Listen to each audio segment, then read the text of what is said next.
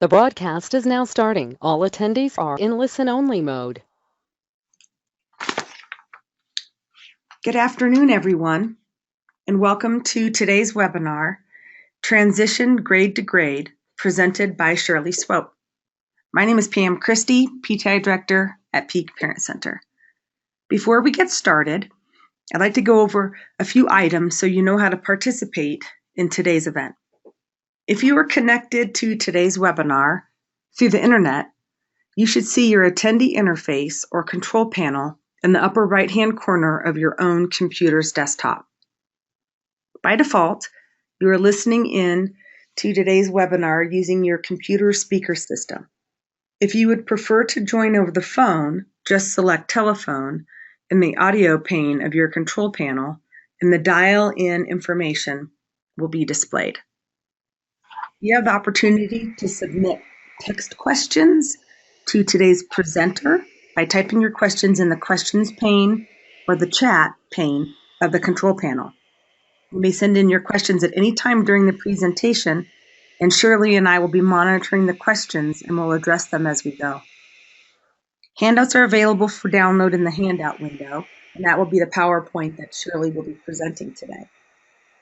As you leave today's webinar, you will receive an evaluation survey about the presentation. We would appreciate if you would take just a minute to complete that and provide your feedback. You will also receive a follow-up email very soon with a link to view a recording of today's webinar. So again, welcome to today's webinar, Transition Grade to Grade. It's my pleasure to introduce Shirley, who will take it from here.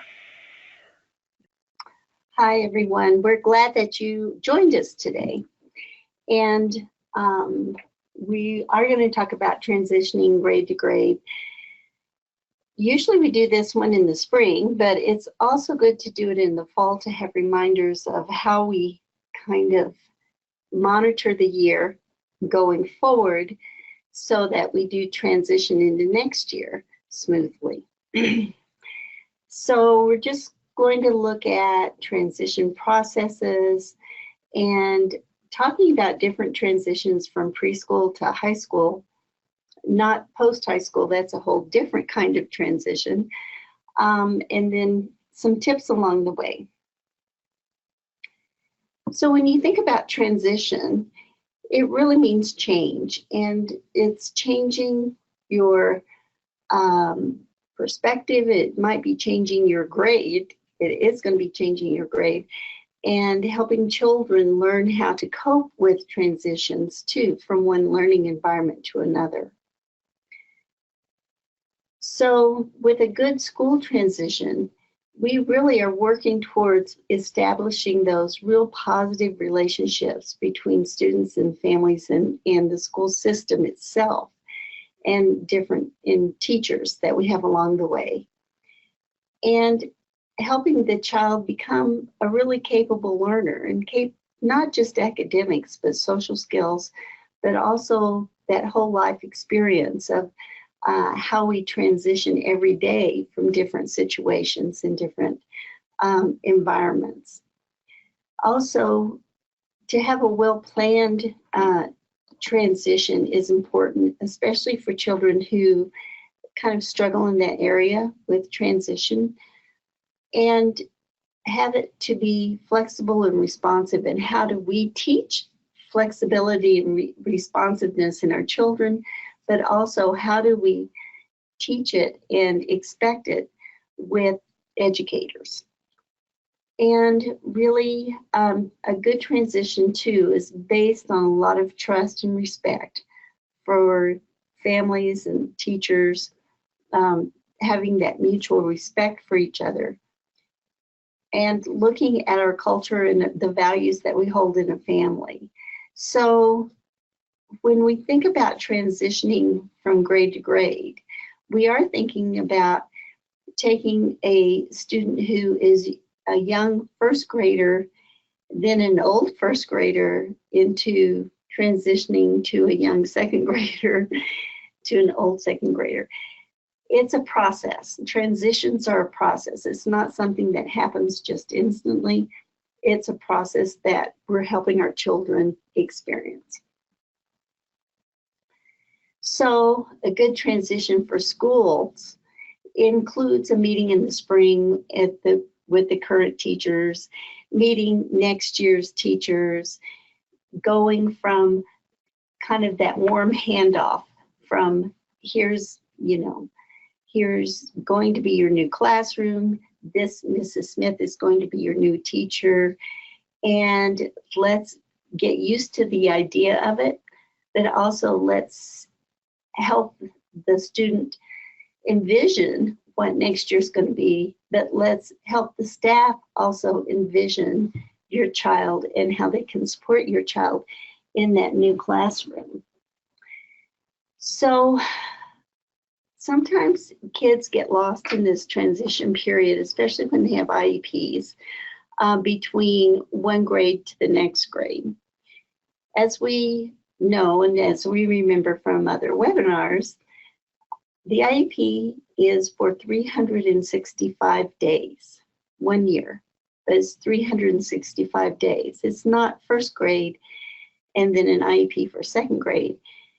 It's an IEP for first grade that flows into second grade.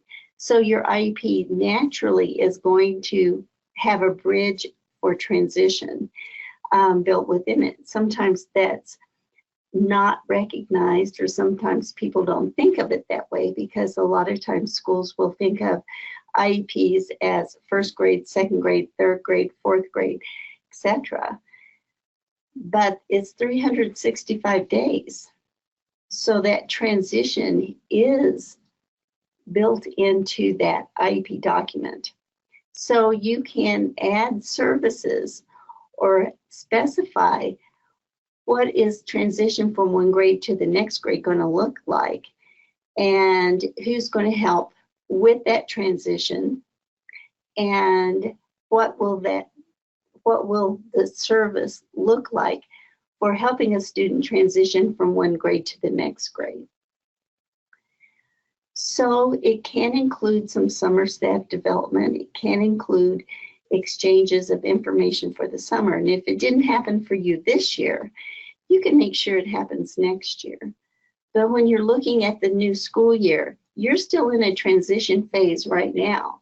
So if things are going great, I would document that things are going well and why you think things are going well.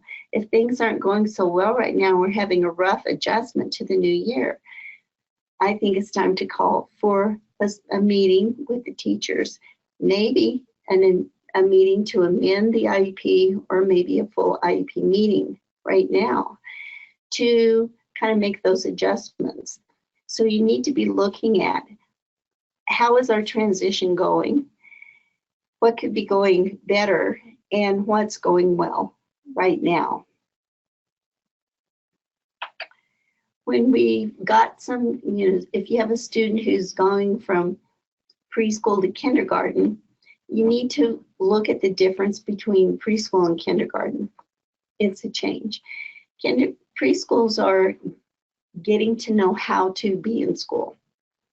Preschools are getting to know how to work with a group. Preschools are getting to know how to be a student and kind of getting those basic fundamentals under your belt. Your colors, your shapes, your numbers, your letters, and being familiar with those kind of things. But a lot of that is learned through play. A lot of that's learned through a lot of physical activity. And when we go into kindergarten, you have a lot more focused sit-down time, I guess you could call it, and in a larger classroom. So you also may have different teachers and a more formal setting for art, music, PE, things like that. So when we're going from preschool to kindergarten, it's that change of environment that we're looking at, that are we ready to be a more focused student? Are we ready to be more, I have to listen and then I have to do?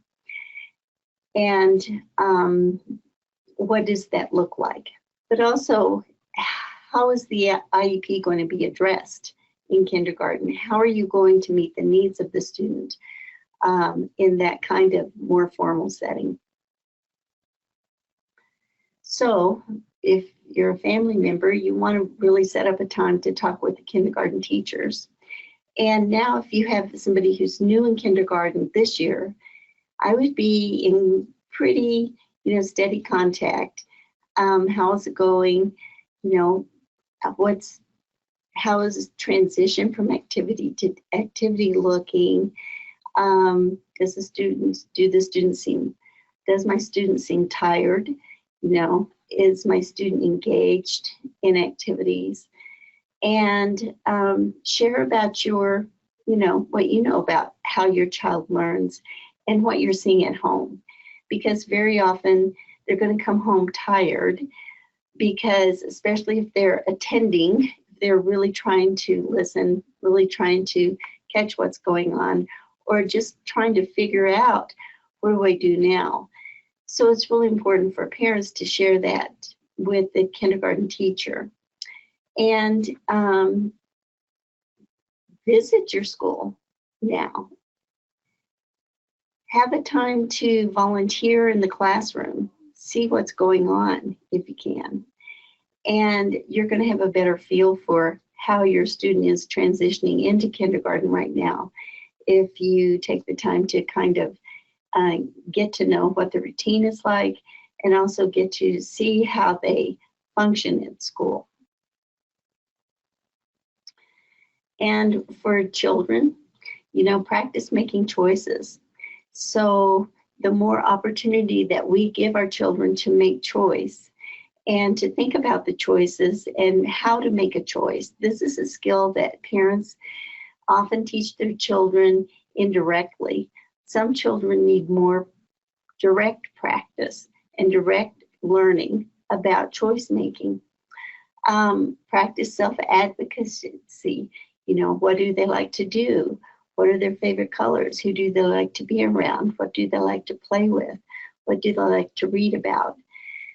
So to practice self-advocacy means that we do have conversations with our children, because teachers are going to start having conversations with them too. And if they haven't practiced kind of getting to know themselves and what they like, or being able to express that, then how can they do that at school?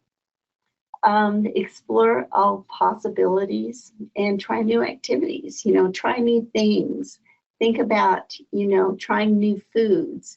If you have a picky eater, and being a mom of 3 myself, but, been down that road, but sharing and making them, giving them the opportunity to try new foods, try new things to eat, try new things to do, helps them, gives them the life experience and the confidence to be more curious. Then after you've had this experience of being a first grader, kindergartner, you go into first grade. And the reason we sort of have a distinct section for these grades, these are big transitions for kids and a big transition for parents, this growing up part of getting to know what the school life is about and what schools really mean for kids and for parents.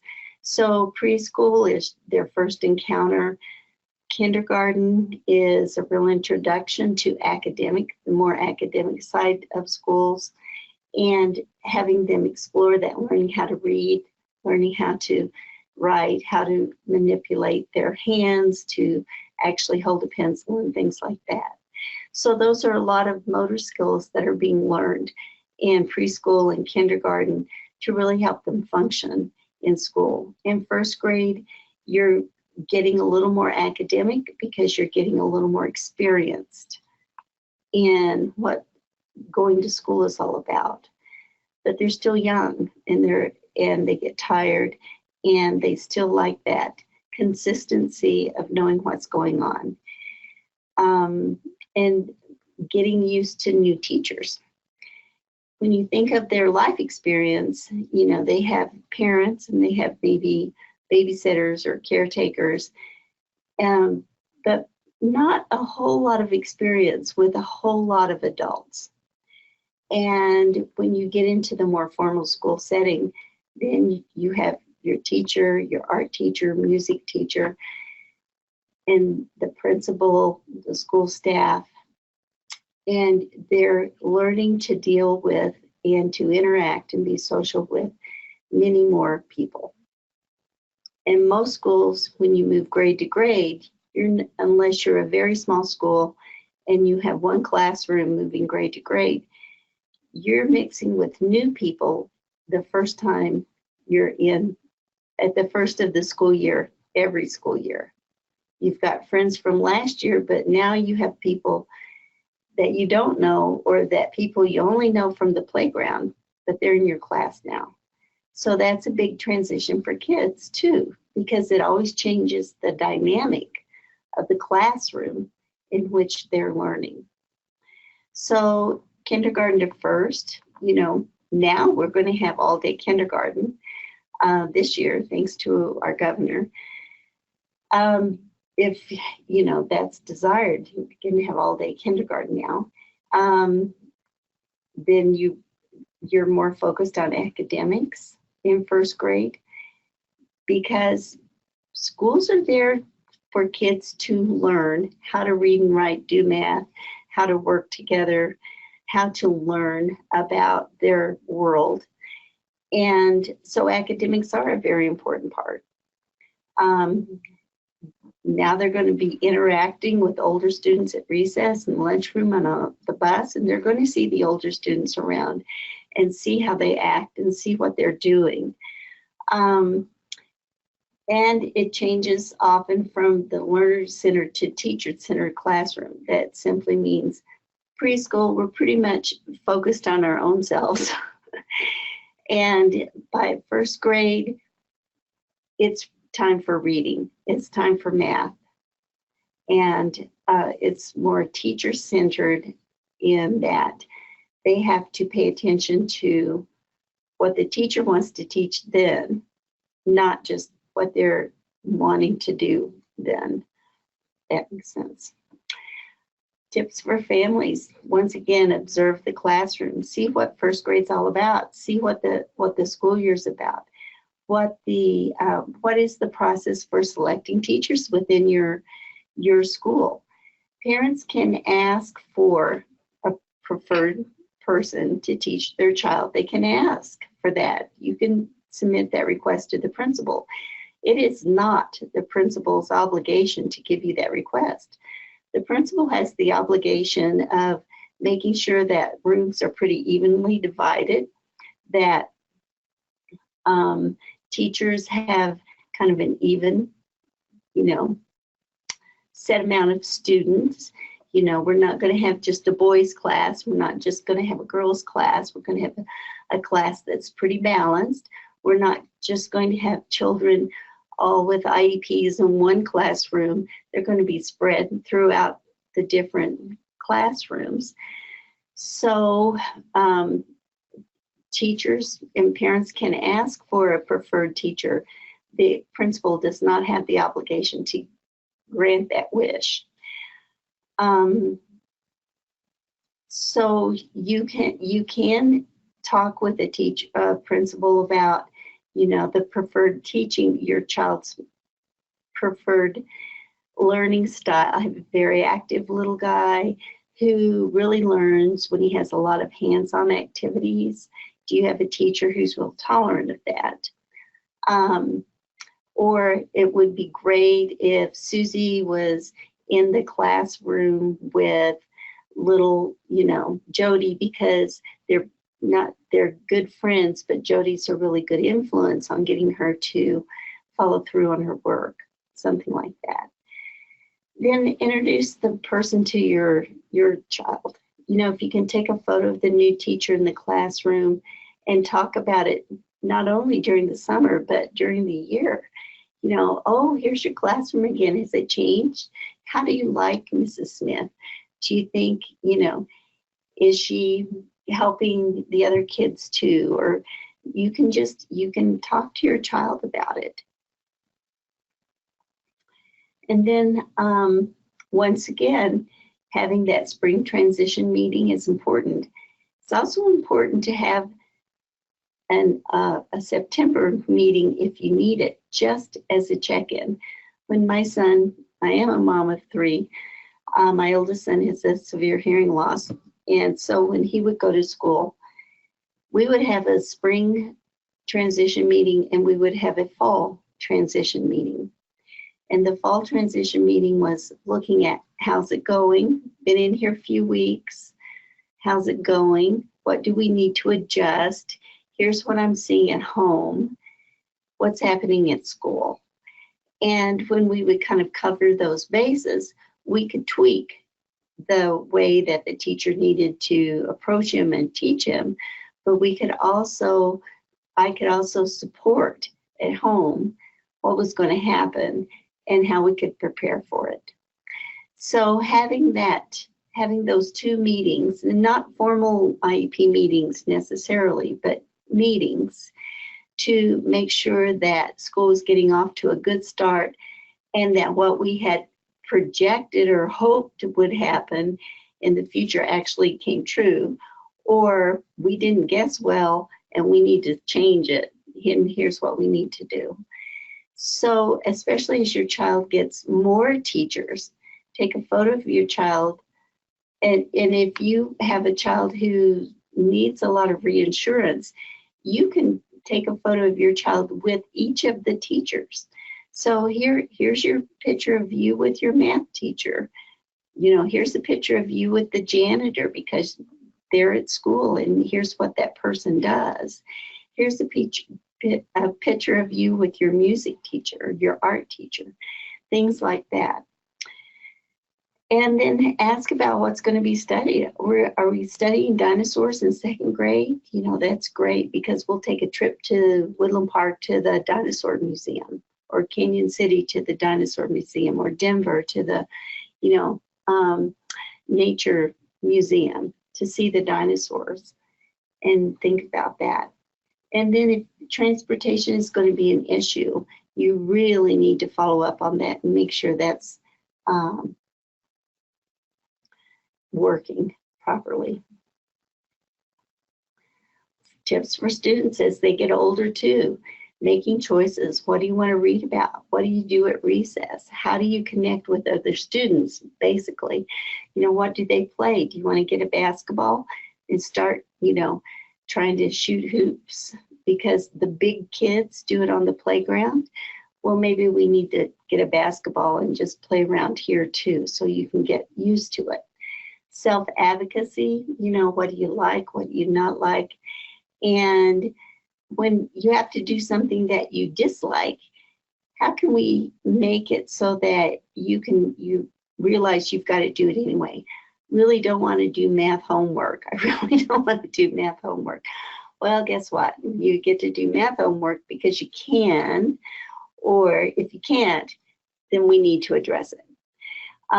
Explore possibilities, get to know the teachers and go to new places.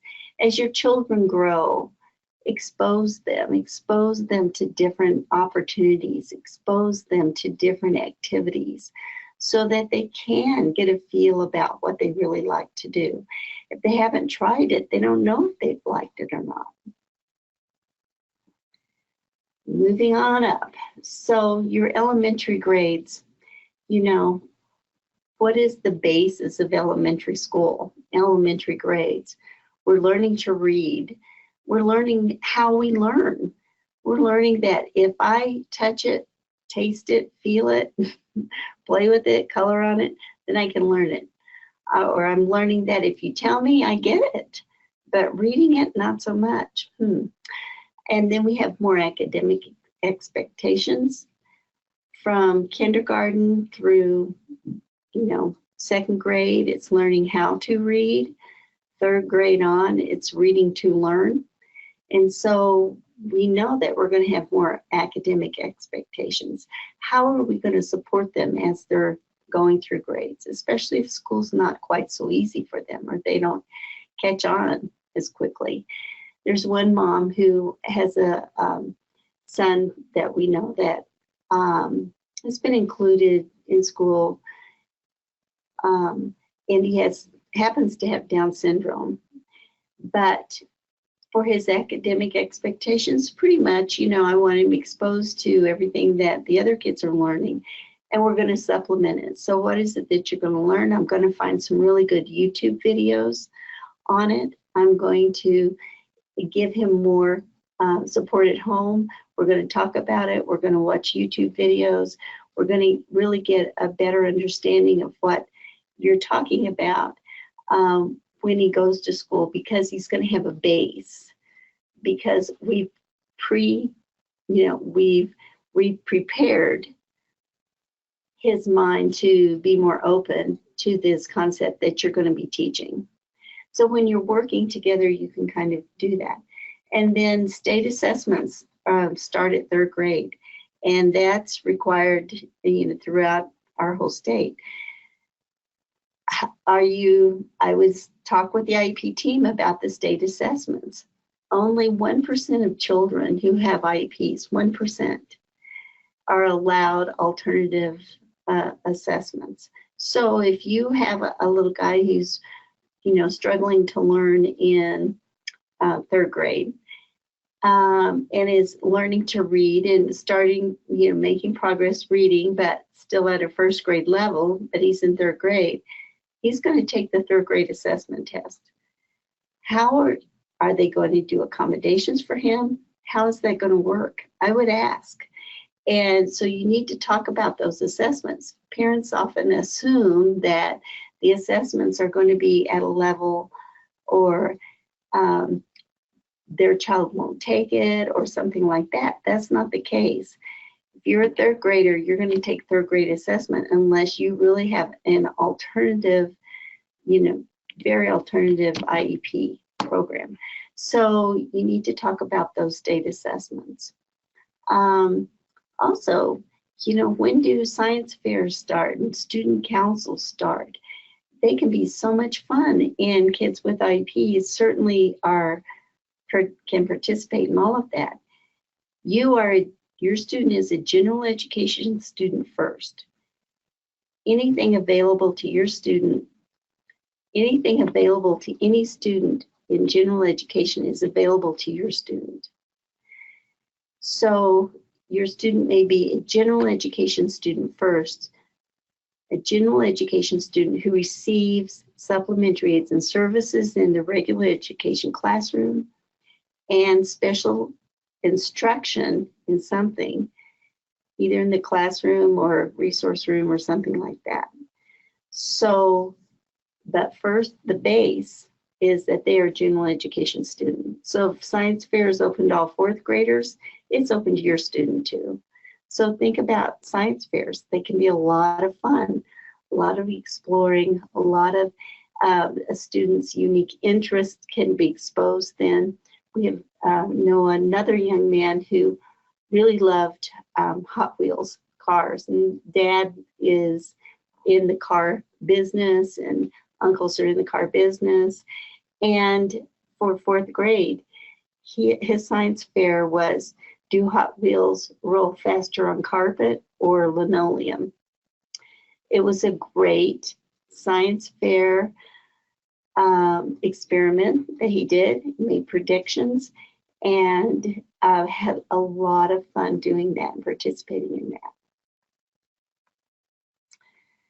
So, once you're in this system, and once you get yourself involved in school too, if you volunteer at the school, then you can get to know all the teachers and the year ahead teachers, and you can observe in classrooms.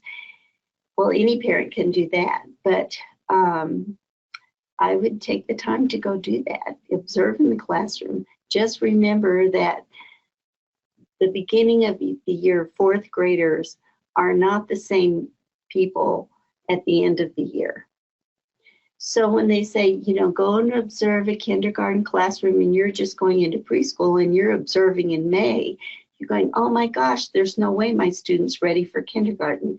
Well, these kindergartners are technically 1st graders because they've had their year of kindergarten.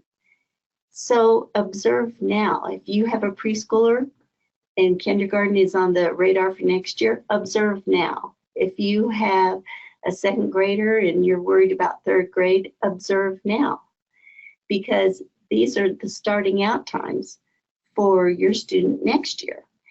So just know that they grow during the year, and kids grow and they change. So observing the classroom, you have to keep that in mind. And then look at, what are they going to learn? What are they learning, and what are they supposed to be doing during sixth grade? What is it? Make a portfolio of what works. It helps to have that for the teachers the next year, the new teachers this year, looking at, this is how my student learns, and this is the interest that my students have. And here's what really works for him. When my son was a freshman in high school, he's had a hearing loss his whole life. And went in, the social studies teacher, who also happened to be the football coach, had the students that first week of school watch movies and then give a report on their reaction to the movie. And he came home and said, he was all upset and said, I don't know what the movie was about. It was about a boat. They were going someplace, but I don't know, it wasn't captioned. And he was really upset. And I said, well, what's the assignment? He said, write my reaction to the movie. I said, well, and he said, but I didn't hear it. I said, well, he said, okay. And his reaction was, it was a movie about a boat. They were going someplace, I don't know where, it wasn't captioned. And his teacher said, oh my gosh, you really can't hear. It's like, okay, we don't wear hearing aids for just to be cute. So that really taught that teacher. It made him aware of how my student learned. And by the end of the year, they both liked each other. They had a rocky start. It ended well. But making a portfolio does help, because we always had an accommodations page that went with my student year to year. Needs captions. You got to look at his face for him to hear you. Can't take notes. He's got to see you to, hear you. So we had a whole list. But that one experience of having that practical experience of failure on one side, but really it was success, to make sure that his teacher knew what worked for him. And they came to like each other and really enjoyed the class.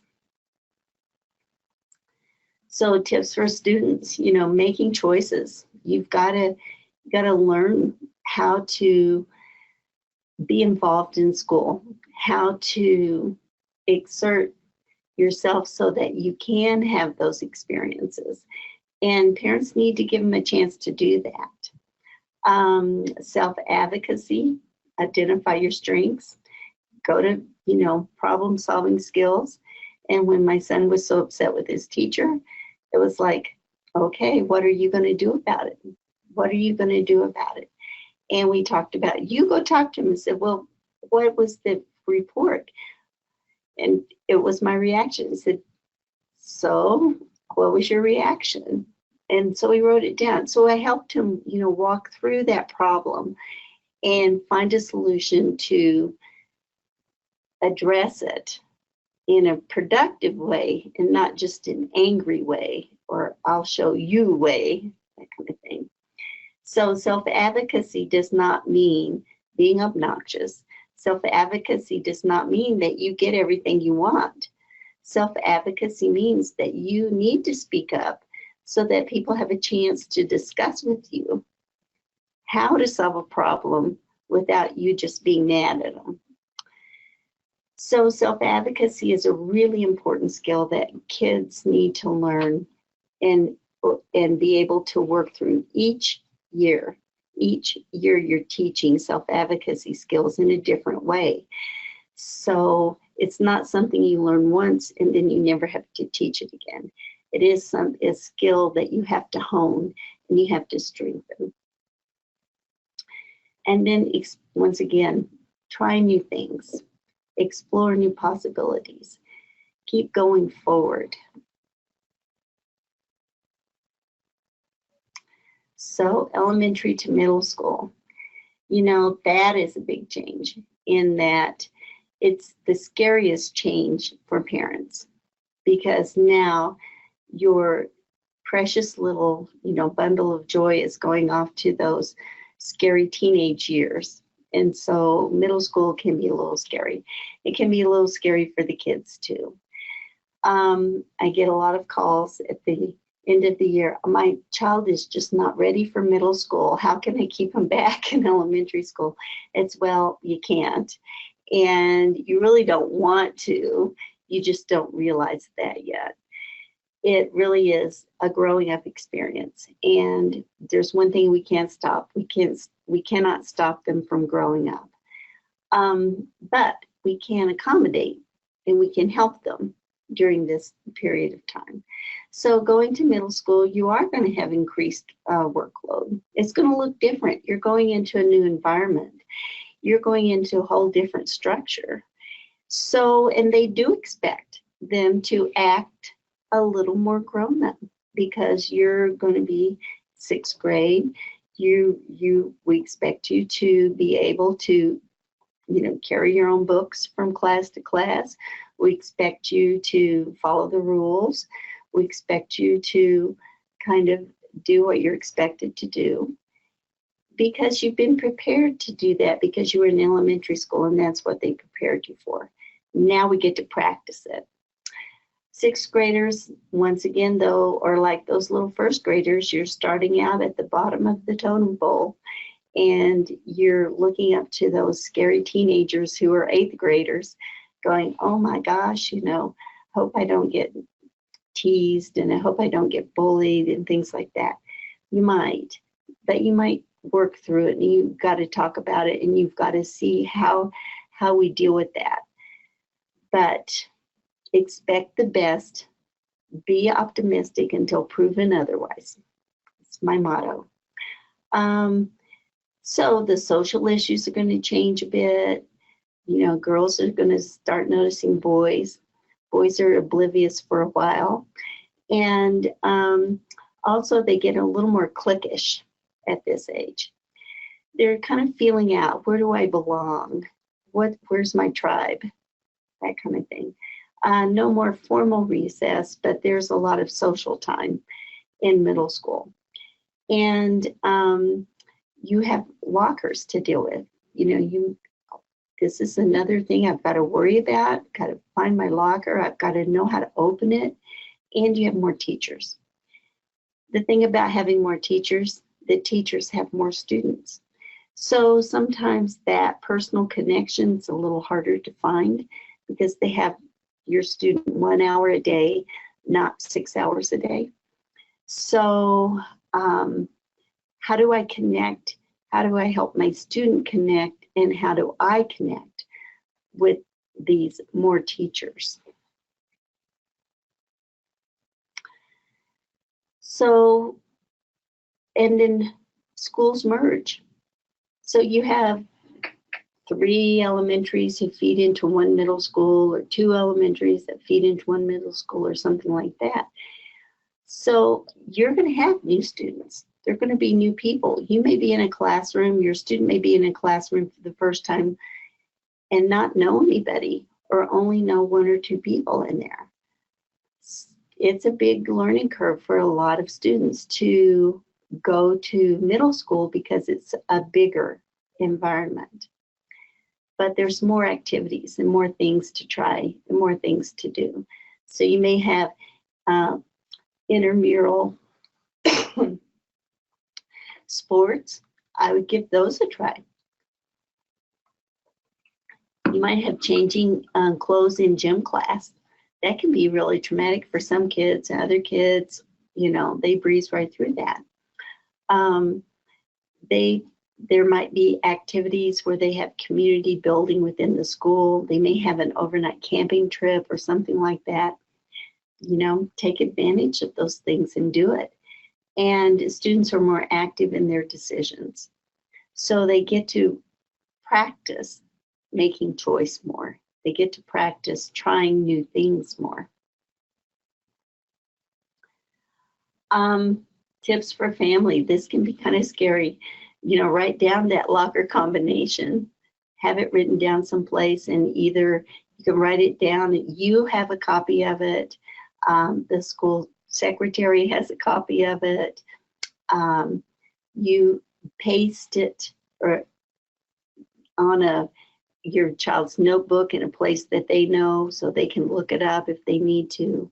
So there are different ways to get around that combination, but just know that if your student, gets himself locked out of his locker, he's not the first student that's ever done that, nor will he be the last.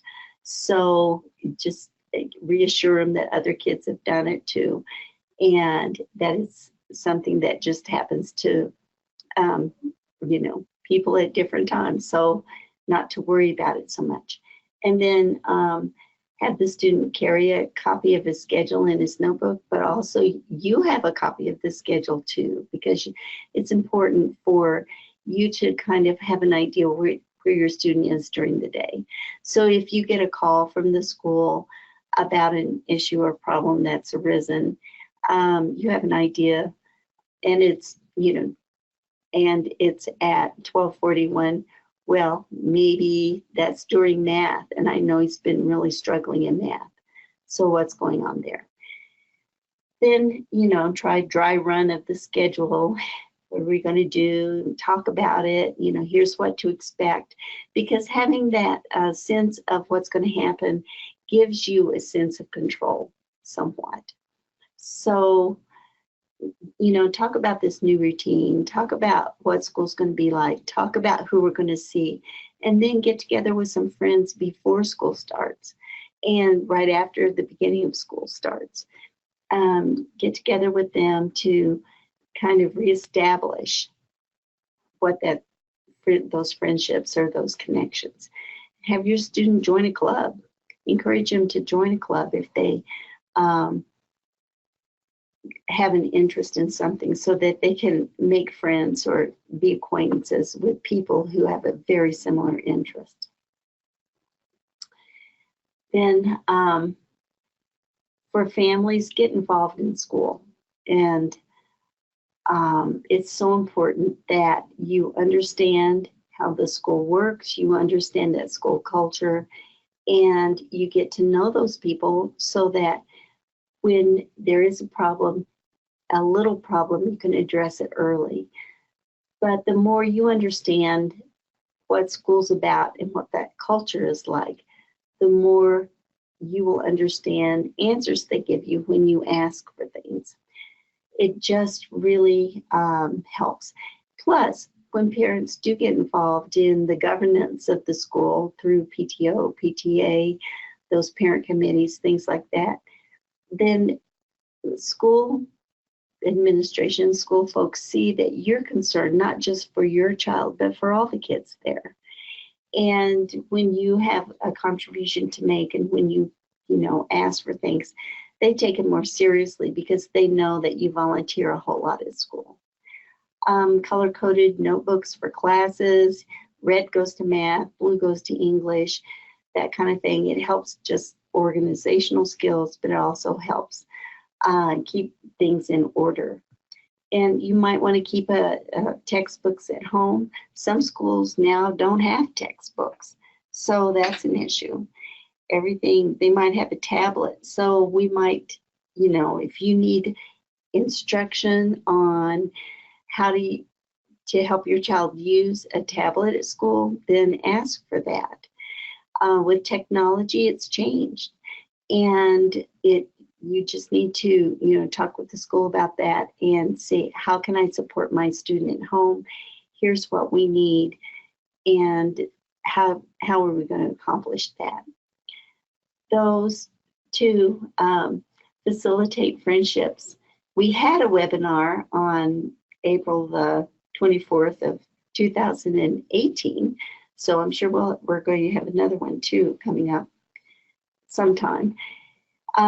Facilitating friendships is really important, just for the more you get to know the kids that you're child hangs out with, the more you can support your child, but the more you can support these kids supporting your child too.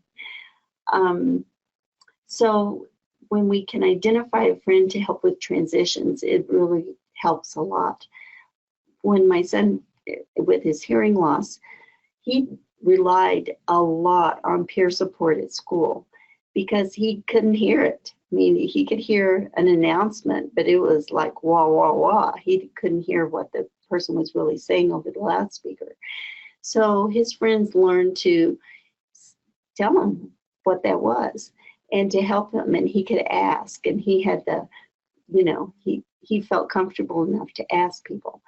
So that came with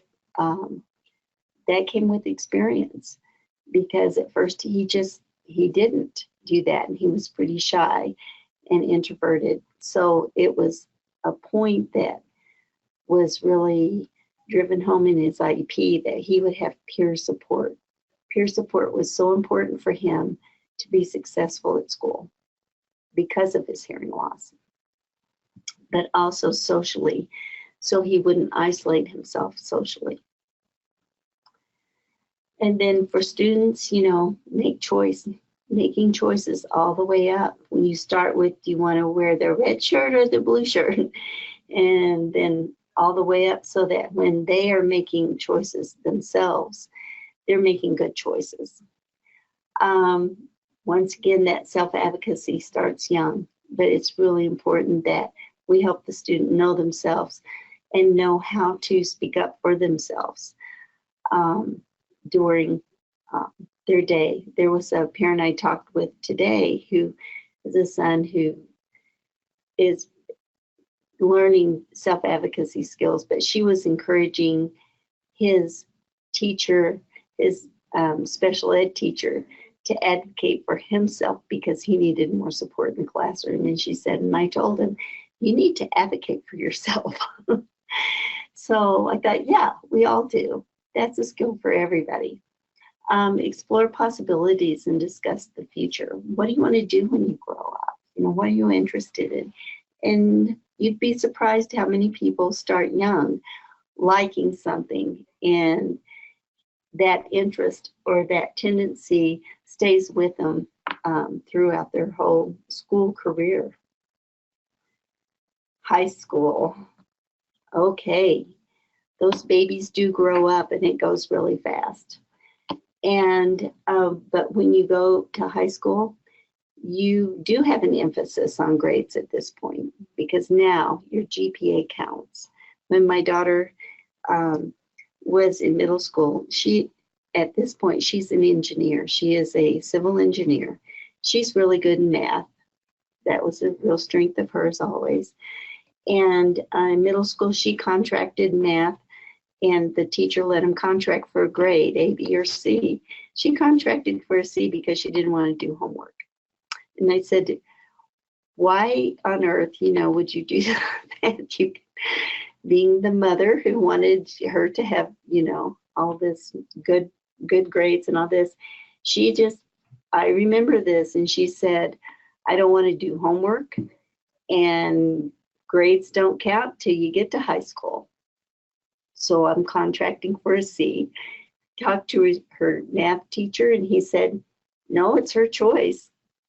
I'm not changing it. I'm not requiring her to do homework. No, it's her choice. So I kind of learned to put myself in my own place there and let things play out. And you know what? It was fine. He was right, the math teacher, in that it was her choice. And she was right in that she didn't want to do homework, and she already didn't know how to do it. So we just let it go. Finally, I let it go, I should say. That was my issue. Then in high school too, we do have these social issues. You're having teenagers turn into young adults right now. So social issues that a lot of parents are uncomfortable with facing, but you have to face it anyway. And it's called sex and drugs. And those social issues are really important. And just because your child has an IEP, just because your child might have an intellectual disability, does not mean that your child will not be exposed to some of these social issues or be thinking about these social issues. So your young person is growing up. Then you have more classes and choices to make. And it's a stricter disciplinary system, especially if you have a child who has some behavior language, you might call it. And looking at that, how can we help navigate that? How can we make sure that we have the emotional and behavioral supports that are really necessary for the student to be successful at school? A lot more teachers. You have a lot more, choice. The teacher, when it always says more teachers, just translate that to the teachers have more students. So how are the teachers going to have that connection with my student if they just see him 1 hour a day? There is a larger student body with a lot more activities, and now you have a lot of students who are really seriously looking at, what am I going to do after high school? Am I going to go to college? Is that an option for me? And for every student, the answer is yes, that's an option. It may not be something that every student wants to do, and it's not something that every student needs to do, but you've got to, look at it as an option if for no other reason to rule it out. So look at those. What are we going to do after high school? And a lot of times those extracurricular activities can really give you an idea of how you want your future, road to look. My son was a pretty outdoorsy guy. Well, we lived in Colorado and he loved to climb mountains, and he was a mountain climber. Climbed 51 of the 54 peaks in high school. And for college, and he worked on top of Pikes Peak. So not only did he do it for fun, but that was a place of employment for him. And his extracurricular activity kind of guided him into natural resources major at Colorado State University. So he majored in natural resources because he thought it'd be really fun to work outside, be a forest ranger, do some outside things. He is a map person. His company that he works for now, they translate satellite data into maps. But those extracurricular activities were vital in his choice of career for him later on. For families, be open and listen to your child. What do you want to do? What works for you? What doesn't work for you? Help your child select classes for his freshman year. That's kind of, your starting point for looking into what interests you and what doesn't interest you. A lot of, you're going to have all your basics anyway, but you're going to have some choice in there too. Be interested and enthusiastic for your child, around your child, because if they see it's important to you, they'll see that it's important. Decide on school transportation. So is transportation written into your IEP? What does that look like? Or can you just ride the regular school bus and I don't need that special ed school bus anymore? We're going to do the regular school bus. You've got to look at that too. So once again, does this list look familiar? Making choices, your class schedule. But how are, what is it that you want to do with your life? Well, I don't know. Well, none of us know, at the beginning, but what am I interested in? What looks fun? Reading is a life skill. Sometimes when you reach middle school, high school, they want to drop learning how to read. And if that's a real skill, you've got to read somehow. and you've got to read some way. Reading is a life skill. So either you sit down and you learn how to read, and there's one thing that the Centers for Independent Living offer adults is reading classes because they didn't learn it in school. So if learning how to read and working on those reading skills is important all the way through school, talk about reading. If that's an issue for your child, you talk about that. How are we going to work on that? What are we going to do? How are you going to teach it? Remember, the IEP, the Individualized Education Program, can include something that's unique to your student. So often reading is one of those things. And so how are we going to have access to content if we can't read it? So talk about that one. Extracurricular activities can often help the student identify their kind of journey they want to take after high school, just like it did with my son. Being outside, I want to be outside. Not quite sure what that looks like, not quite sure what that is, but I want to be outside. He's not outside, he's inside. But at the time, it was really important. And he really enjoys what he does now. Self-advocacy, identify my strengths, be successful. Self-directed IEP is something that you can ask for and your student can ask for. I'd like to do a self-directed IEP. That means the student is in charge of the IEP, and the student is in charge of really seeing where the need is and what kind of support that he would like to have or she would like to have. So talk with the special ed teacher at your school about self-directed IEPs. They can start early. And it's not that you need to have a formal meeting going all through a formal process. It means that this needs to make sense. How does school work for you? How does school not work for you? What do you need to do to make school work for you? And how can we help you? Explore the possibilities for the future. And that's so fun and exciting for these when you get a student at this age. Do we have any questions, Pam? We don't. Okay. And I'm going to turn it over to Pam. But first I want to say it really is a fun time to, at the end of high school, to look at the future and to explore and dream. So in kindergarten, you start dreaming for the future. You start saying, what do you want to be when you grow up, honey? And then you look at the firemen, and then next year you look at the cowboys, and then next year you look at the airplane pilots, and you keep going all the way through. And before you know it, they're going to be adults. And it's a good thing. So Pam, you can have it now as the parent of a young lady who's a wonderful adult. Thank you, Shirley. Thank you very much. Very soon, as long as all of the technology works, you will receive a follow-up email with a link to the recording of today's webinar. Please note that version of the recording will not have closed captioning added. As soon as we are able to add captions to the webinar recording, we will post on our website under Archived Webinars.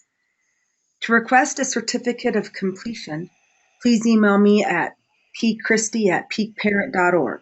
That's PCHRISTY@PEAKPARENT.org.